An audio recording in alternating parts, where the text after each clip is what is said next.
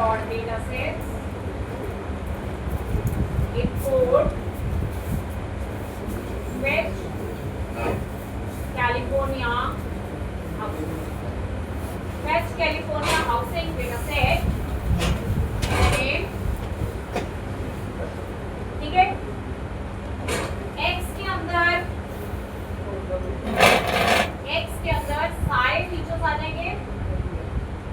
pd dot data frame data is equal to fetch California housing, ये मैंने data note कर लिया। Features में क्या आएगा, data dot columns data dot feature, ये मेरे सारे कॉलम्स आ गए, जो मेरे टेबल में सारे कॉलम्स हैं वो कॉलम्स आ गए। और y के अंदर आ गया मेरा, सबसे पहले आप x में देखो क्या है।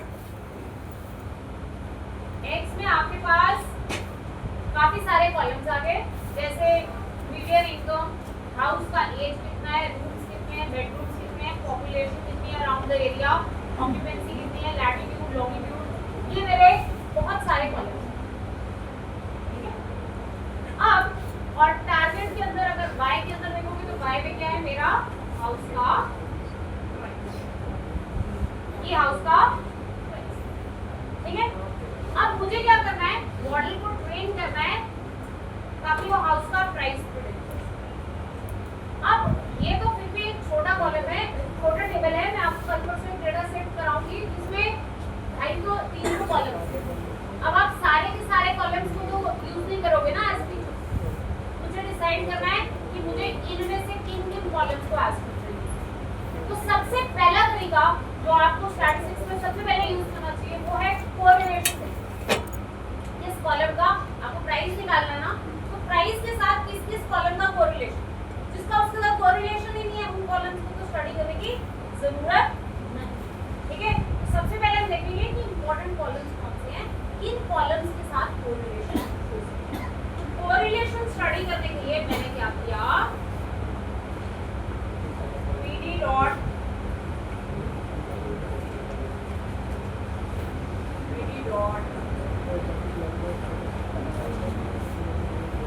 ज्वाइन, दो डेटा सेट्स को ज्वाइन करना है। एक जो x में है, क्योंकि टारगेट अलग है ना, दोनों को ज्वाइन करूंगी, फिर कॉल करूंगी, फिर मुझे पता चलेगा, ठीक है। और y में मैंने क्या किया, सीरीज है उसमें कॉलम मैंने रीनेम कर दिया प्राइस और ज्वाइन कर दिया इसमें एक्सेस। देखो क्या डेटा फ्रेम में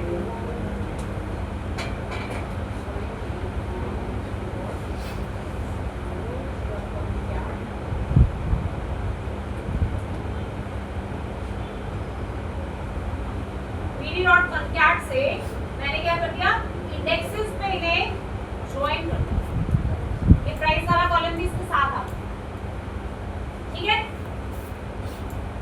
बाकी कॉलम तो थे ही एक्स वाले डेटा फ्रेम में, उसके साथ मैंने क्या कर दिया, प्राइस वाला कॉलम रीनेम करके कॉलम का नाम प्राइस दिया क्योंकि ये सीरीज है,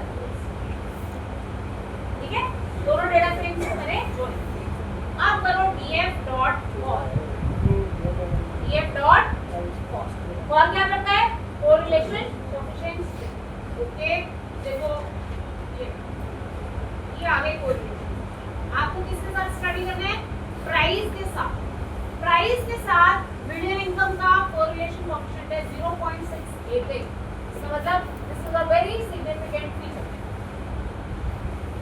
0.2 से ऊपर, -0.2 से नीचे कोरिलेशन, इसका मतलब कोरिलेशन की वैल्यू कहां से कहां तक होती है, -1 से 1, 0 to 1 के बीच में डायरेक्ट कोरिलेशन, -0 से -1 के बीच में नेगेटिव इनवर्स रिलेशन।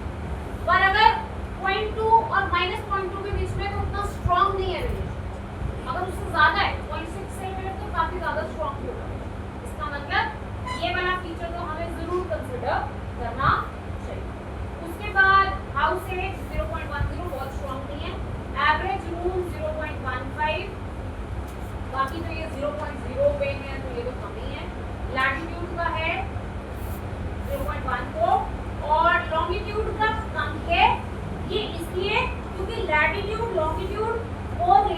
कॉलम पर, ये दोनों मिला के कोऑर्डिनेट्स बना, ठीक है। अभी इस डेटा सेट में इन दोनों को अलग से दिया हुआ, लैटिट्यूड अलग, लॉन्गिट्यूड। कई बार आपको क्या करना पड़ता है, कॉलम को कंबाइन करके उसमें मीनिंगफुल भी बनाना पड़ता है, ठीक है। जैसे एग्जैक्ट लोकेशन निकालने के लिए लैटिट्यूड लॉन्गिट्यूड कंबाइन होना, और ये अलग अलग हो सकता है। जब मैं ये कंबाइन करूँ, इसमें कुछ फीचर इंजीनियरिंग लगाऊं, तो ये काफी यूजफुल फीचर है। पर ब्रॉडली इसने मुझे डेटा सेट में ये दिखा दिया कि ये वाला फीचर मेरा सबसे इंपॉर्टेंट है, उसके बाद ये रूम्स वाला है, हाउस एज वाला भी कुछ इंपॉर्टेंट है, और लैटिट्यूड वाला, ये फीचर्स मेरे कुछ ज्यादा इंपॉर्टेंट है। पर कितने इंपॉर्टेंट है, किसको ऐड करूँ किसको ना ऐड करूँ, अब मुझे वो एडजस्टेड आस्कर से स्टडी करना है। वहां से मुझे दिखाना है कि कोई भी डिसीजन आप लेते हो तो मशीन लर्निंग में डिसीजन बहुत इंपॉर्टेंट होते हैं। किसी फीचर को रखना या नहीं रखना एक बहुत इंपॉर्टेंट डिसीजन है, वो आपके मॉडल के आउटपुट में बहुत इफेक्ट डाले। तो आप कोई भी डिसीजन अपने मन से नहीं ले सकते, you have to give a proof कि मैंने ये डिसीजन किस लिए लिया, इसका प्रूफ क्या है। जैसे अगर मैं इसके बेसिस पे कोई कॉलम, जैसे पॉपुलेशन वाला कॉलम, इसकी वैल्यू बहुत छोटी है 0.024, अगर मैं इसको इग्नोर कर दूं, आई कैन से कि मैंने इसको इसलिए इग्नोर किया। तो जो भी आप करो उसका एक रीजनिंग जरूर होगा कि क्यों करो, ठीक है।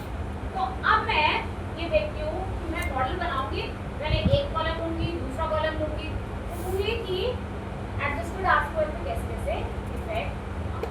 तो उसके लिए एडजस्टेड आस्कर डायरेक्टली लीनियर रिग्रेशन वाले मॉडल की आउटपुट में नहीं आता है, इसके लिए आपको यूज करना पड़ता है stats models dot API.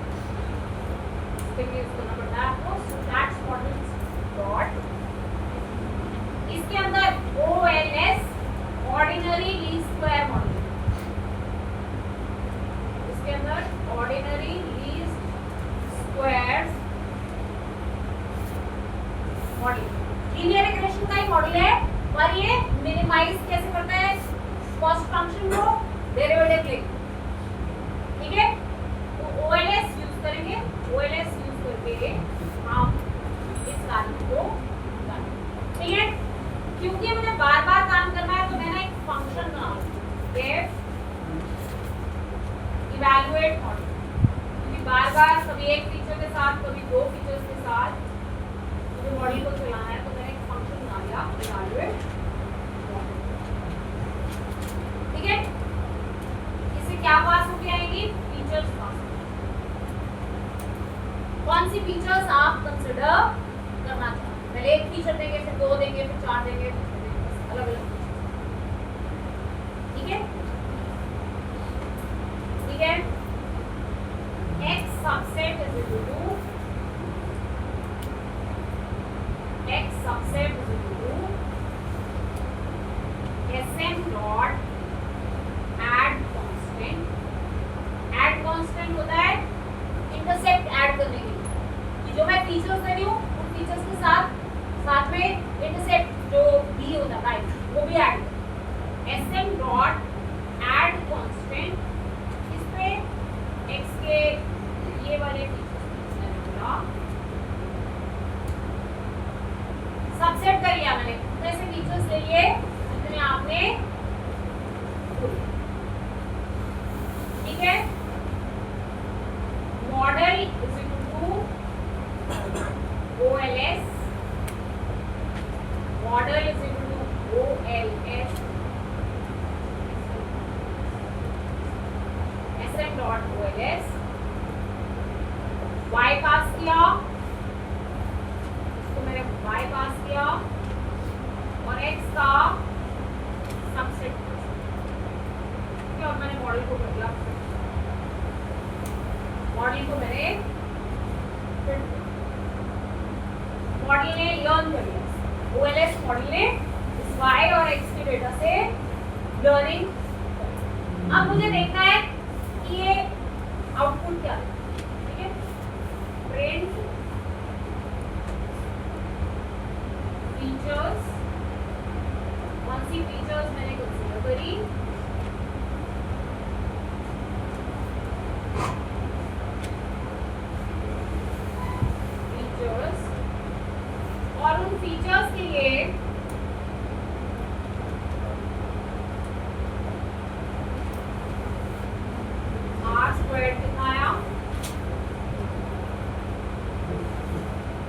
Model dot R square, model dot R square कितना आया, और R square adjusted R square adjusted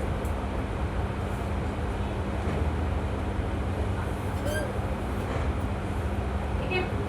ये वैल्यूज इसके नीचे एक लाइन लगा दे,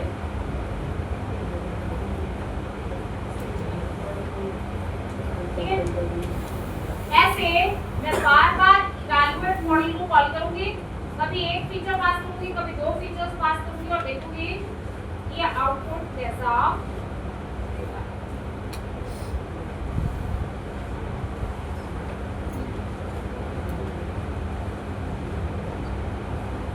ठीक है, इसको चला के देखते हैं। मैंने बोला इवैल्यूएट मॉडल, सबसे पहले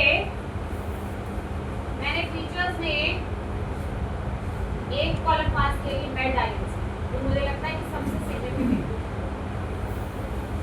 अभी मैंने मॉडल को सिर्फ एक कॉलम पास किया मेड आइडेंटिटी, ठीक है।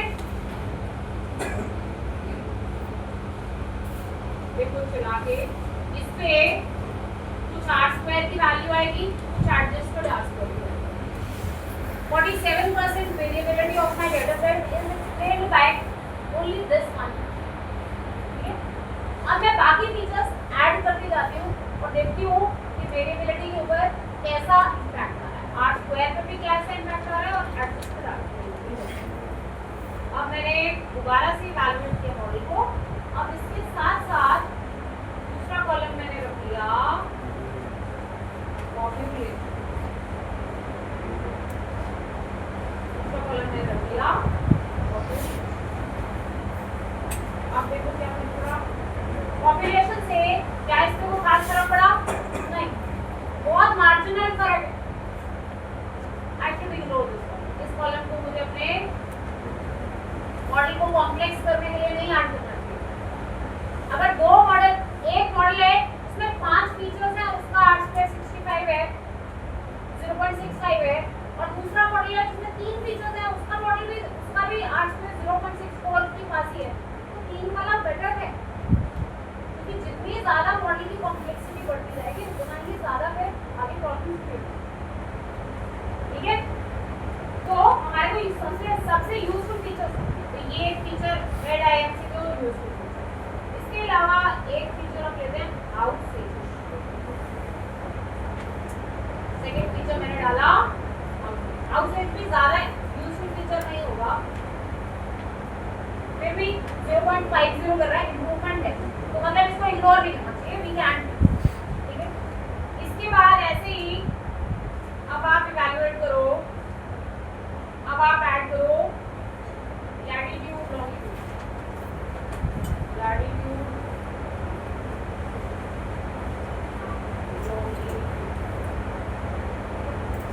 या तो आर स्क्वायर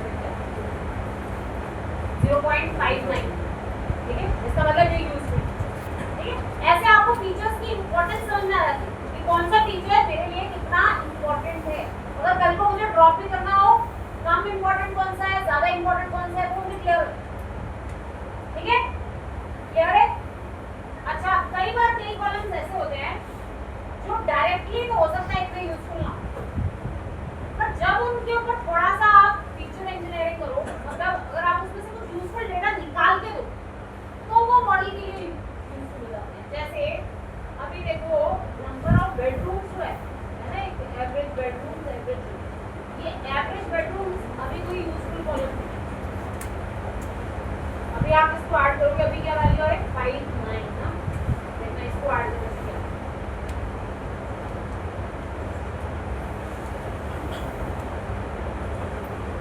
इसको ऐड करने से कोई सिग्निफिकेंस नहीं है इसका।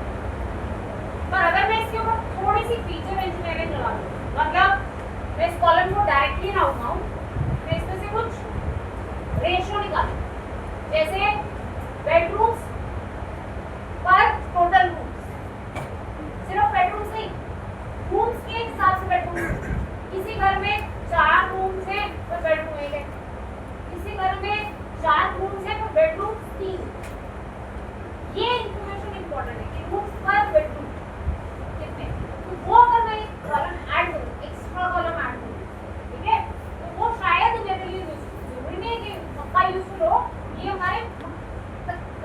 तरीके होते हैं डेटा से इनसाइट्स निकालने के तरीके।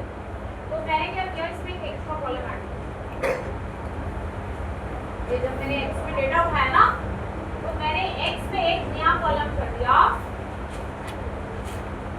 बेडरूम्स पर मैंने क्या डाला, बेडरूम्स पर मैंने डाला बेडरूम्स अपॉन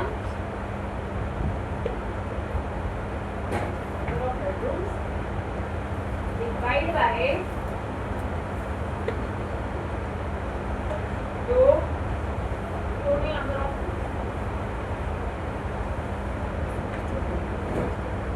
ठीक है। ये मैंने x में नया कॉलम ऐड किया। अपने डेटा फ्रेम में बेडरूम्स पर रूम एक नया कॉलम मैंने ऐड किया। कई बार आपको जो डेटा सेट में डेटा मिला होगा उसमें से आपको नए फीचर्स बनाने पड़ेंगे, ठीक है।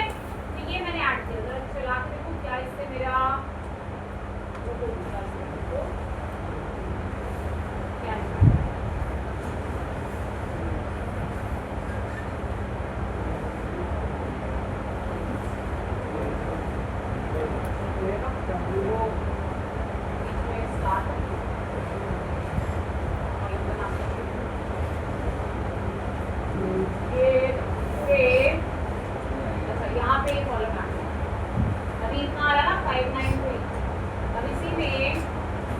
एक बार दोबारा इवैल्यूएट करती हूँ।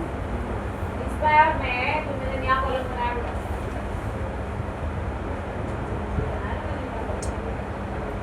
बेडरूम्स पर,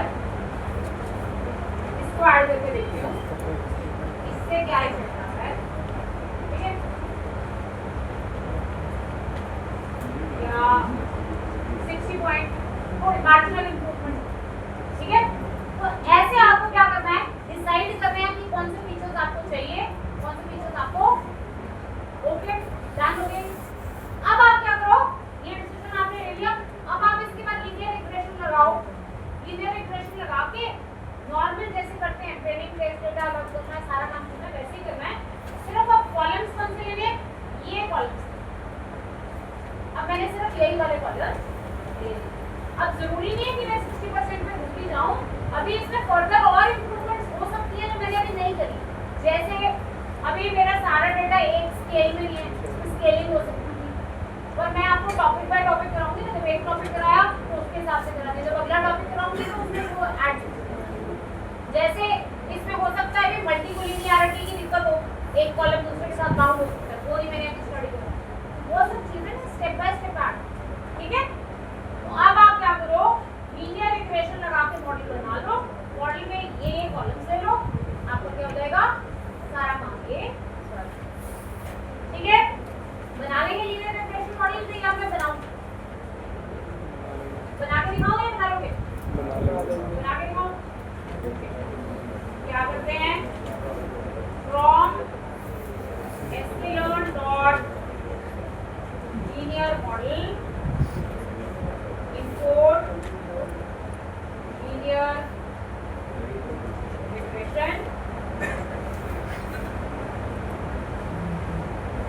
from sklearn dot model selection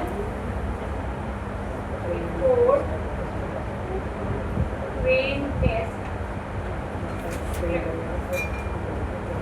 ठीक है। train test script from sklearn dot metrics import R,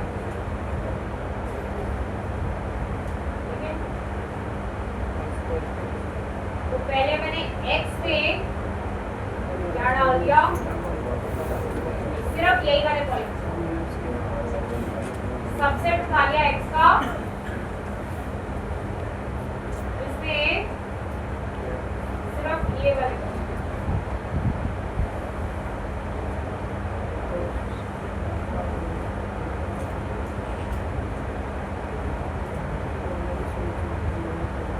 सिर्फ सिर्फ x में इतने फीचर्स देंगे, बाकी डेटा जाए, सिर्फ मेरा इतना ही डेटा मेरे लिए यूजफुल।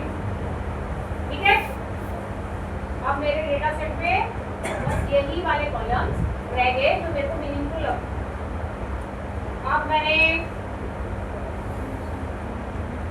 डेटा को स्प्लिट करना है, X train, X test, Y train, Y test is equal to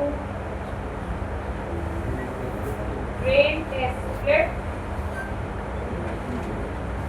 train test split कर लिया, एक्स वाई डेटा दे दिया, टेस्ट साइज दे दिया और रैंडम। इससे मेरा ट्रेनिंग और टेस्ट डेटा अलग अलग, ठीक है, ट्रेनिंग सेट अलग हो गया, टेस्ट सेट।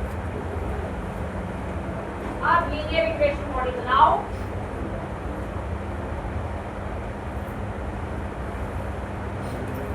अब लीनियर रिग्रेशन का मॉडल बनाओ,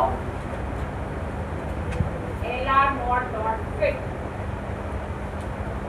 लीनियर रिग्रेशन मॉडल को फिट करेंगे यूजिंग एक्स ट्रेन एंड जो पहले हमने किया उसका हेल्प था फीचर सिलेक्शन की, बस फीचर सिलेक्शन के बाद फीचर्स आगे कौन कौन से लेने हैं उनका आप लीनियर रिग्रेशन मॉडल लगा, ठीक है। आप प्रेडिक्शंस कराते हैं, LR not dot predict, test वाला डेटा दिया, टेस्ट डेटा पे मॉडल सेट करा दी। अब आप R2 स्कोर चेक कर सकते हो, R2 स्कोर, Y टेस्ट और Y प्रेडिक्शन, इन दोनों को यूज करके R2 स्कोर के कैलकुलेट, ठीक है। ये हमारा हुआ, देखो ऑलमोस्ट टेस्ट पे भी उतना सा R2 दे रहा है, पहले भी इतना ही आ रहा था हमारा, जो R स्क्वायर्ड आ रहा था वो इतना सा ही आ रहा था, उतना सा ही R स्क्वायर्ड यहाँ पे टेस्ट डेटा पे भी, इसका मतलब मॉडल फिर से बिल्कुल ये है, समझ में आ गया इतना, आगे करें आप। नेक्स्ट हम करेंगे how to deal with categorical data. अभी तक मेरे डेटा सेट में एक भी कैटेगोरिकल फील्ड नहीं था, सब न्यूमेरिक फील्ड्स थे, सारे के सारे फील्ड्स पहले से ही न्यूमेरिक, और मशीन लर्निंग एल्गोरिथम्स वैसे भी न्यूमेरिक डेटा के साथ ही काम करते हैं, तो अभी वाले फील्ड्स में तो कोई दिक्कत ही नहीं थी। अब अगर आपका डेटा न्यूमेरिक ना, डेटा किस टाइप का हो सकता है, या तो न्यूमेरिक, न्यूमेरिक मतलब इंटीजर, फ्लोट, या फिर कैटेगोरिकल, कैटेगोरिकल मतलब होता है टेक्स्ट, पर टेक्स्ट जो फ्री हैंड नहीं, जैसे आप वेब सीरीज में कई जगह देखते हैं टेक्स्ट बॉक्स होता है, कई जगह ड्रॉप डाउन होता है, तो टेक्स्ट बॉक्स होता है वो फ्री हैंड इनपुट के लिए होता है कि कुछ भी लिख दो, और ड्रॉप डाउन होता है सिलेक्शन, तो वो जो सिलेक्शन वाले कॉलम होते हैं ना वो कैटेगोरिकल कॉलम्स होते हैं, जैसे स्टेट, दो चार चॉइसेस है उनमें से एक चूज करोगे, जैसे फेवरेट कलर, 5-7 चॉइसेस है उनमें से चूज करोगे, जेंडर, मैरिटल स्टेटस, ये आपको कैटेगरी। टेक्स्ट कॉलम्स अलग होते हैं, टेक्स्ट कॉलम्स होते हैं ना कुछ भी लिख पाओ, जैसे रिव्यूज टेक्स्ट डेटा के साथ काम करने का अलग तरीका, वो स्ट्रक्चर्ड डेटा में नहीं आता, वो तो अनस्ट्रक्चर्ड में आता है, उसमें तो NLP यूज, ठीक है। अभी हम बात कर रहे हैं कैटेगोरिकल कॉलम, कैटेगोरिकल कॉलम के साथ कैसे काम करना। मैं आपको एक डेटा फ्रेम दिखाती हूँ, बहुत सिंपल सा एक डेटा फ्रेम है,